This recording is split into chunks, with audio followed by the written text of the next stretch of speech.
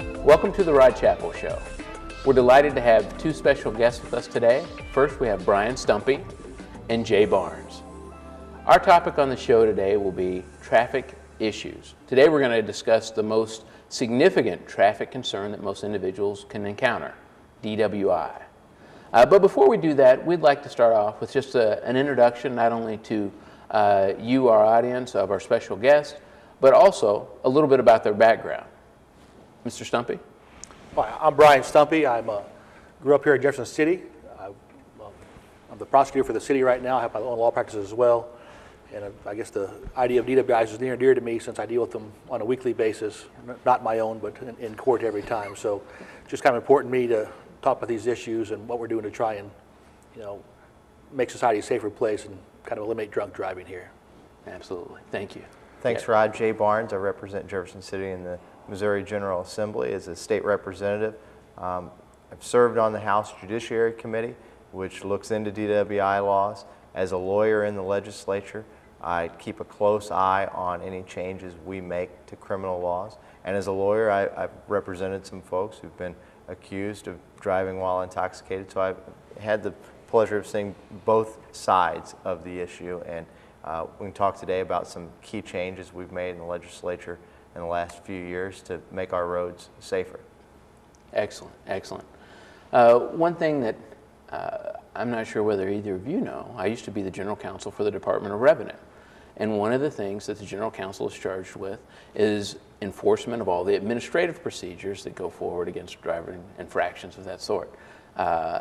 I'll chime in where I think it's relevant, but your experience in the legislature and on the day-to-day dealing with these issues in municipal court, I think will be much more informative to our viewers. So, Brian, would you care to start and just tell us what is a DWI and how do you get one? Well, a DWI is an infraction or a misdemeanor, it could be a felony in Missouri when you're driving under the influence of alcohol.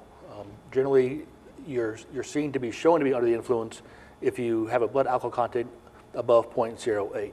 And so they test you through either a breath machine or blood. They do urine, several ways they can test your blood alcohol content. So if you have that content that high, you're assumed that you must be under the influence and impaired in some way. But they can also show that you're impaired through other ways. They do a horizontal gaze nystagmus test where they check your eyes to see how your eyes follow a stimulus, a finger, a pen, things like that. Because alcohol is a depressant and it affects the central nervous system. And so when you're under the influence that way and you're impaired by alcohol, your eye will not move smoothly and follow that stimulus. Normally your eye will just roll across like a marble on a piece of glass, just very smooth back and forth. But when you're impaired by alcohol, instead of moving smooth like that, imagine if you had some sand on a piece of glass and rolled the marble and how it bounces like that, because your nervous system to your eye can't keep up, and it jumps from point to point to point to follow the stimulus across there. So they can do that test to show impairment. They can show it by whether or not you can walk in a straight line and follow instructions, whether or not you can stand on one foot and count, things like that. Also just by your driving habits. Are you swerving back and forth across the fog lines? Are you driving too slow, too fast? Are you not signaling? Are you driving in a careless manner? So there's several different ways to show the impairment that exists there, but mainly at those three tests and the breath test are the main ways they try and find that impairment. Okay. Now, would an officer need to have probable cause before they stop someone on a driving-related offense like that? They would. And the cause could be either how they drive, is it erratic, are they speeding? It could be there's a taillight out. And it could be in signal. It could be that you don't really see it, but it could be that you don't have your headlights on when your windshield wipers are going, because in Missouri you have to have your headlights on when your wipers are going. So if there's cause to stop the car, that cause to stop the car isn't sufficient to do the field sobriety tests. But when they approach you, do they smell alcohol in your breath? Are your eyes glassy? Is your speech slurred? Do you fumble trying to find your ID? Do you give them your movie card instead of your ID? Do you give them your prescription instead of your insurance? I mean, there's certain indicators that the police officer can see that may say, hey, this guy might be intoxicated. And so there's a cause to stop, but there's also a cause to test. Okay. And now, I gather that there are several different levels that you can register at with a DWI. Is that right? Or does it depend on age or? Well, for example, if you're under 21, is it still a DWI or is it called something else? you can still get a DWI under the age of 21. Okay. But you get a DWI and a minor possession of alcohol. So you can trump up A plus B, because not only are you impaired while you're driving, but you're also possessing the alcohol, which you can't legally do. That can be shown through actual possession if they have alcohol in a container in the car, or it could be shown if they're visibly intoxicated or have a blood alcohol content above 0.02. Those things make the possession by consumption in Missouri under the law. Okay. Okay. And then you can have there's the first DWI, and I guess does it ratchet up as you get to the second or the third or the fourth? It does. On the first DWI, in the city court, all things that we do are infractions. They're not misdemeanors, they're not felonies, they're classified as an infraction. Well, and tell us, how is that different? With a misdemeanor, you can be put in jail up to a year and a fine up to $1,000. In the city court, with an infraction, you can be put in jail up to 90 days and a fine up to $1,000. So the sentence that we can impose is different just because we don't have the authority to do as serious of a sentence on the city level as on the county level or state level. At the same time, on the Department of Revenue side, you have the same punishment there. It's the same number of points against your license, it's the same revocation of your license, things like that. Right. But really the classification under the criminal situation is different as an infraction instead of a misdemeanor or a felony. Okay. And who gets to decide which cases go where? Generally, the police department will decide where they're going to send it, but also it could be a situation where suppose you had an accident when you were driving intoxicated, and so that was property damage. Well, if the damage exceeds a certain amount of money, it could be seen as a felony as well. And in that situation, we don't have the jurisdiction or the authority to prosecute felonies, so we would then choose to send that case up to the county court for the county court to either decide to take that on as a felony level case or send it back to us to handle down at the city court. Okay. Okay. Well, can you just tell us how a case might go if an individual found themselves with a DWI in city court? Well, there's different things that happen. It depends, is it your first one, your second one, your third one? If it's your third one, we won't keep it at all. We won't look at it for 2 seconds. We'll send it right to the county court to be charged as a felony. A first-time DWI, you can either be fined, and you pay a fine. You take a class called a Victim Impact Panel class. It's kind of where you learn about from people who have been injured or harmed. Maybe their child was killed, or maybe they're now paralyzed, or things like that, where these victims come and talk to the offenders about how not necessarily their actions, but actions like theirs have impacted their lives. Okay. On the Department of Revenue side, you take a SATOP class, which is kind of, you go in, you have an evaluation done. What is your risk level for reoffense? What is your risk level for being an addict to alcohol, an alcoholic, things like that. And they assign you certain classes to take there, which are more like abstinence classes on why you shouldn't be drinking. You also can receive a fine up to $1,000 in jail time. But generally, on the first-time DWI, what we often do is, Mr. Barnes here, the legislator, has created a DWI court program for third-time offenders. And I always thought that's a really good idea, because if you're drinking and driving and drinking and driving and drinking and driving, we can put you in jail for 20 years, but you're going to come out as an alcoholic who still drinks and drives. And so how do you affect that side of it as well? And while it makes great sense to have that kind of court to try and, do more than just punishment, can we punish, but also is there rehabilitation involved as well? But what I didn't understand about that system is, why do we wait till the third-time person to do it? And so we went out and started a similar type of program, not in scope or scale, but the same idea behind it. Can we identify people that have drinking problems? Can we identify people that are getting into trouble? And can we address it on the first-time DWI? So we went out, we got a grant for $3 million and developed a program for DWIs.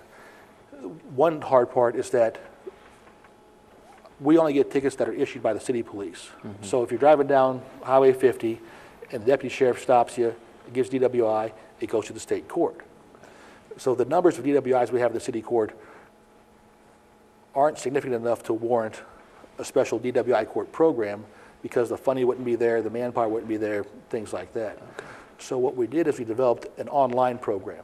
So we took all the ideas that make you want to play a video game. And Rod, remember when you were a kid and you played Pac-Man? Oh, sure. And you get in there and you're leaning with the Pac-Man and you're sticking your tongue out and you're trying to, as if your own body motion makes Pac-Man move faster. Right. And so we took these ideas that make you want to play video games and all the research and psychology behind that. We tried to build that into an online program where we do online group and individual counseling. But we made a portal.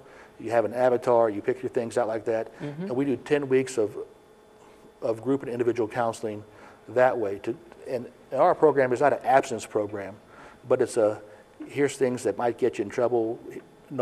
Here's how to recognize you shouldn't be doing these situations.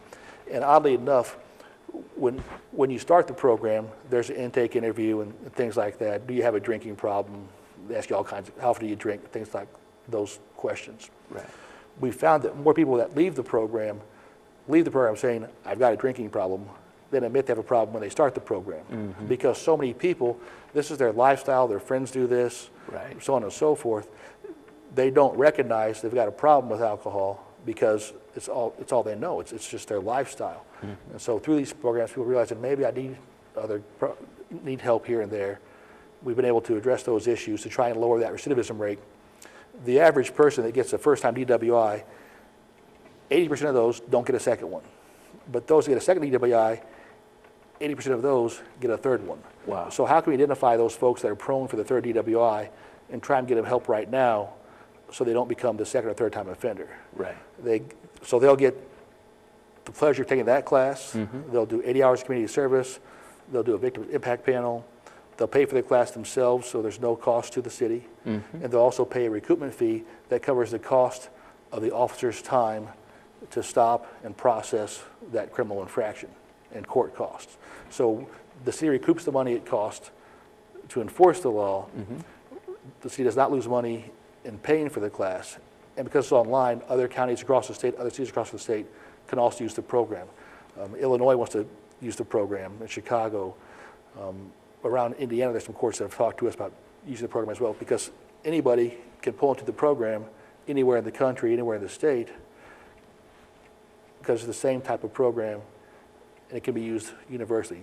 That way we get rid of the idea of we don't have enough folks here to do it. Sure. Well, we don't, but if we all come together across the state and whatnot, then we have the numbers to make this program work. And do I understand you right, that this is something that we came up with, or you and some other folks here in Jefferson City? Yes, it's the first one of its kind in the United States. I'm on the advisory board of Preferred Family, and I was there one day. They're talking about doing these types of classes for smoking cessation. And I'm thinking, well, why couldn't we do the same type of thing here? Right. And I don't understand the counseling side of it. But it just piqued my interest. So I talked to Jim Wallace there, and we want to do this. I talked to Judge Walker, saying, hey, if we develop the program, can we use it here at the court? He was all for it. We went forth and secured the funds and developed the program. Wow, and so that's going now? Yes, sir. You know, what's the name of that program? It's called the DWI Portal Program. Okay. And so is that a program that a first-time offender with a DWI in city court might expect to be able to participate in? Possibly. Okay. So, I mean, does the person have a computer? Do they have a web camera? Because when you take the class, you have to have a camera on. Only the counselor sees you, but they want to make sure that it's you taking the class and not your sister or your brother or your friend. Right. So they can check in to make sure you're who you are. They can make sure that you're actually sitting there at the computer and not just you turned it on, left to watch football. So it allows accountability that way. Okay. At the same time, it's totally anonymous. So you don't log in as Rod Chappell. You pick your name. Oh. And all of a sudden you can be a 5'2" blonde girl and you're in the class and no one hears. It's all done through keystrokes. Okay. The beauty of that is if the three of us are in this program together and they say, who's a binge drinker? Well, I'm going to look at Jay and I'm going to look at Rod. I want to say, not me.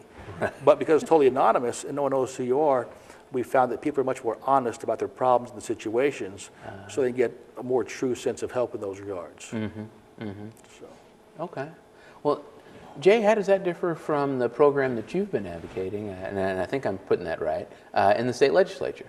Well, first, Brian, I mean, this is groundbreaking stuff, national leader sort of going off of Missouri's been a national leader in drug courts and DWI courts, and there's a growing recognition that criminal law needs to do more to get at root causes and to actually change people's lives for the better going into the future, to protect the public. Because as Brian says, when you have 80% of people who get a second DWI, then get a third DWI, we want to create a situation where those people are not out on the streets driving while intoxicated and putting other people in danger. And the way you do that is sometimes you got to get them help. And that's one example of it. In the legislature, we've helped to expand drug courts statewide through the budget. We've done it with DWI courts. Last year, we passed a bill regarding veterans courts that it took me 3 years to get done. And the idea behind that is, sometimes veterans come home from combat with PTSD, which leads to drinking and drug problems, and they can't necessarily go into the same type of program as somebody who hasn't been to a war zone, because they have different things that need to be resolved. We know they're upstanding citizens and capable of being good contributing members of society. Brian talked a little bit about there are two different consequences to DWIs. There's a criminal consequence where the prosecutor can put you in jail, take your freedom, take your money away, and in bad cases that needs to happen sometimes. There's also a civil ramification at the Department of Revenue, and you lose your license for 90 days or a year or 5 years, or as you go up 10 years, or forever in some cases. And so a couple years ago, what we did, we realized that some people, even with these revocations, they still go out and drive because they got to get to work. And Mothers Against Drunk Driving came to Representative Caleb Jones. He had a bill regarding ignition interlock devices, which allows some people who would otherwise not be able to receive their license to get a license sooner if they put that ignition interlock device on their car, which means every time they get in, they've got to breathe into that device to prove to the machine that they are not intoxicated. In states that have done this, repeat offenses have gone down. It was just put into law about a year ago in Missouri and is in the process of being implemented, so I think it's going to be good long term. But getting at that same problem, trying to get at the root cause to help these people turn their lives around so that we can improve public safety and get drunk drivers off the roads. Excellent, excellent.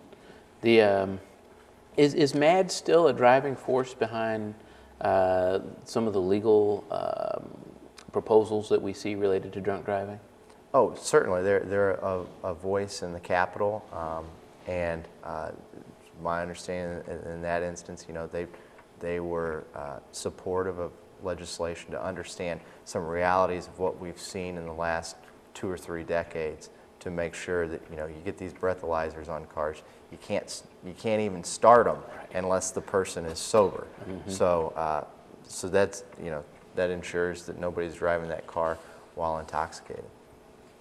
Yeah, I was just doing a little research, and it looked like Missouri was pretty high in terms of DUI arrests and compared to many other states.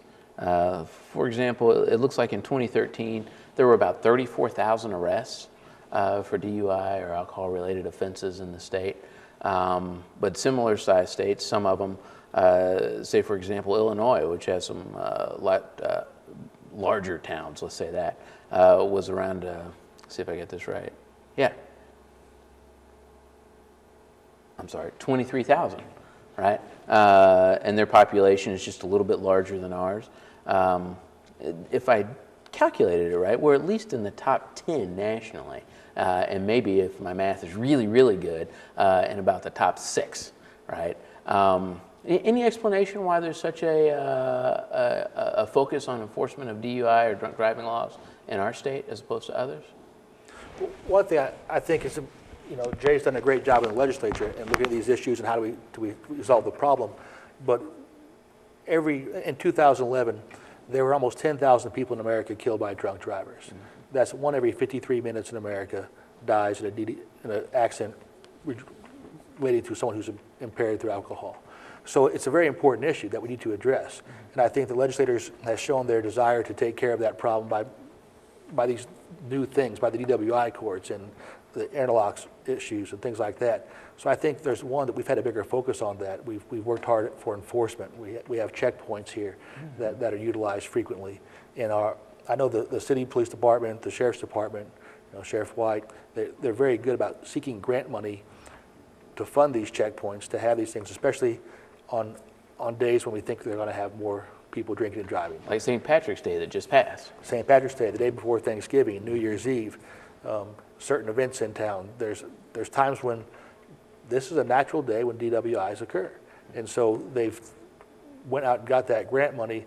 They've kind of found out when is the best time to find drunk drivers, when is the best place to find drunk drivers, and they went out to really try to enforce those issues to protect our society. I mean, the worst thing that I can think of happening is to bury one of my children. And so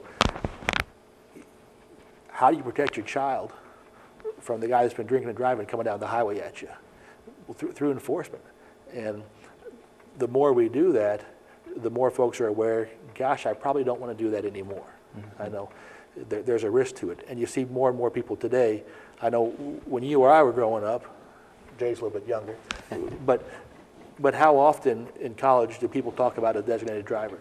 Right. But how often do you hear it today? And so MAD's done a great job of awareness. Our enforcement's done a great job of enforcing these things.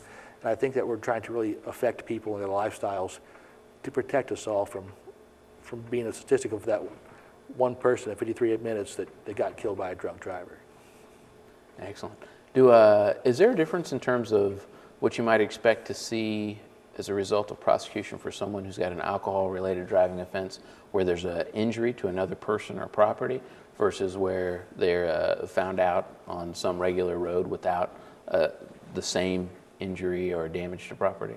Yes, on the injury-related accident, that'll automatically go to the county level in that situation. It won't come to the city at all. Are all those, would you expect to be felonies or? No, not all of them will be felonies. Some of them could. Depends upon the level, the nature of the accident, the injury, on how that would happen. But usually accidents that are involving alcohol-related offenses will be sent right to the county at that level. Okay. And back to our Jeff City program, are there plans in the works to expand the program to other cities or municipalities in the state? Or we've talked to several cities and counties. I think there are 2 or 3 other counties right now that are using the program. I just talked to the prosecutor about 2 weeks ago in Pulaski County about using it. I know they've used it some in Osage County, I think some in Audrain County, and we're presenting in April to all the courts and the drug court people this program and kind of what it does and how it works. So hopefully it can expand to other places. And another beautiful thing about it is you get a DWI, well, you lose your license. Right. Well, how do I drive to a class now? Well, you don't have to.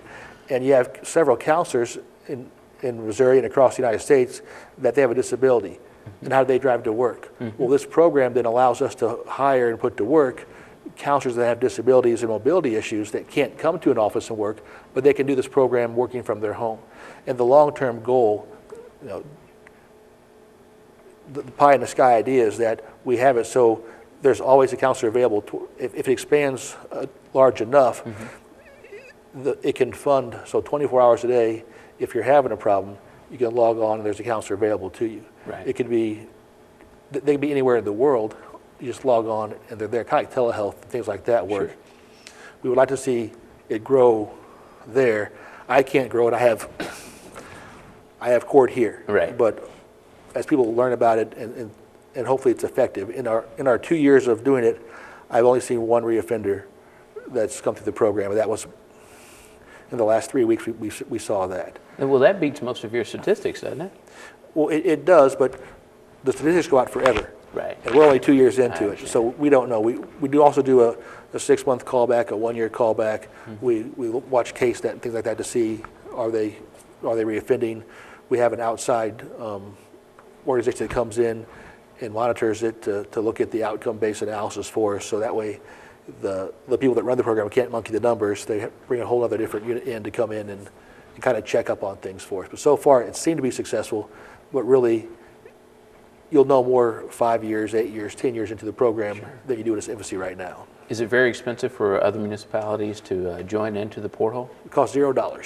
Wow. So it costs us, the taxpayers, nothing, no matter where it is, because it's all user funded. The user pays, I think the class is $375 for all 10 weeks, and that covers everything. The city pays no money for it, the county pays no money for it, the state pays no money for it.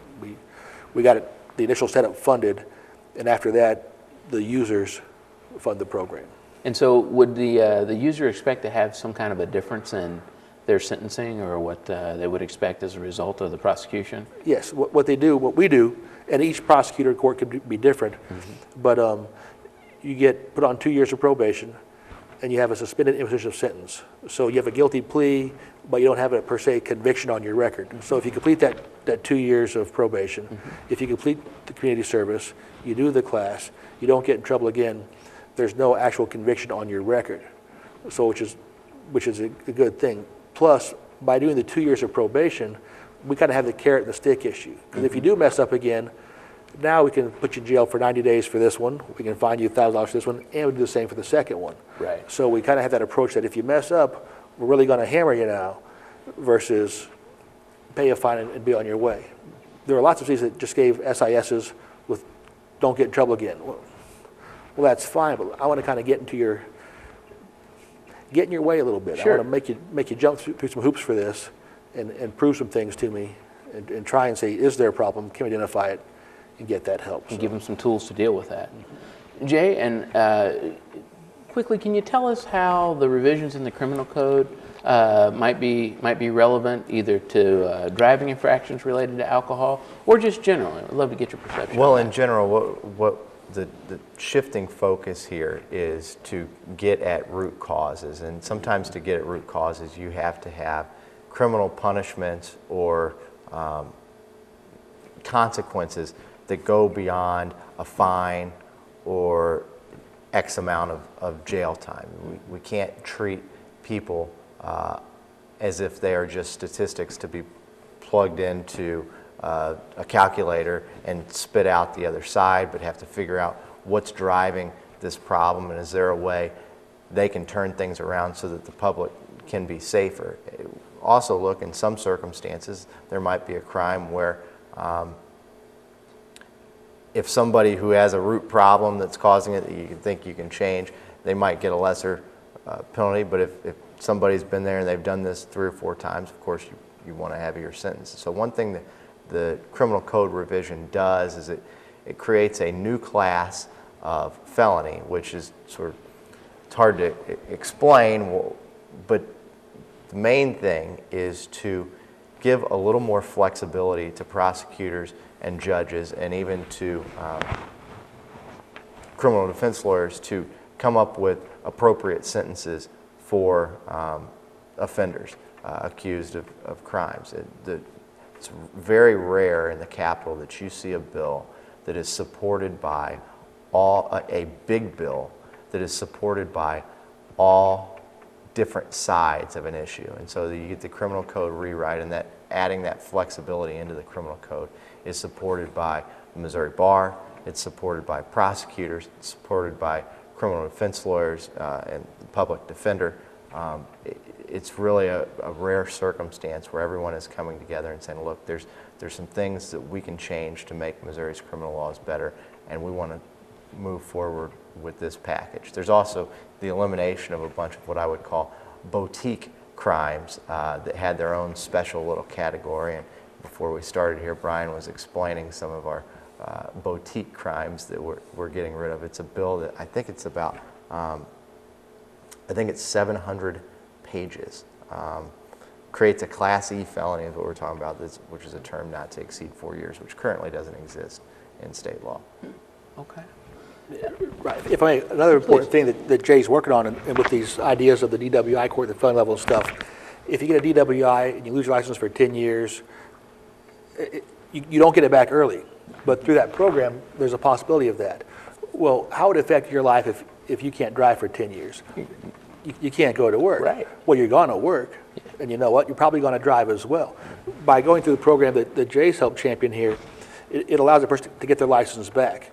And if they're going to drive anyway, if they have that license now and they've done all the work to get there, they have insurance. Right. So suppose you're driving, though you're suspended because of DWI, you're revoked. You have a wreck, though you're not under the influence, but you have no insurance. Well, now, at least we're getting people back on the road so they can be productive in society, and they're insured. So if they have that fender bender, that wreck, that's not alcohol related, great, they have coverage. So it's really helped out, I think, economically for the society as well, that it allows people to work again and allows people to have a security driving, knowing more folks will be insured out there that before they're just driving illegally and uninsured. Now they're driving legally and insured. So that's the thing that I think is really important about that as well, that it kind of gives us a security and a peace of mind knowing that A, they're helping, and B, there's less uninsured drivers out there now.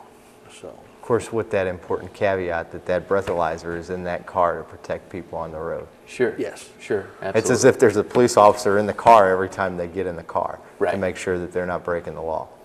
Foolproof. It's pretty good. Pretty good. Sounds like good government. I mean, a lot of people say that it's not out there, but I think we're looking at a couple of examples where on a city level, at least in Jefferson City as a municipality, there's been a new program started that may be adopted either throughout the state or different parts of it, and it's being looked at around the country. And that Missouri, on a larger sense, is developing laws that are related to a much more rational analysis of what we might expect as people for the conclusions to be.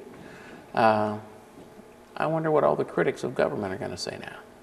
Yeah, we'll have to ask them something. Brian, Jay, thank you both for taking the time to be on the Rod Chappell Show today. Certainly appreciate the insight that you brought to it, the legal analysis that you brought to it. And I think that the people of Missouri are better served by having public servants who are willing to take their time, not only on the job and the work that they do, but also off the job to make sure that the information is getting out to the public.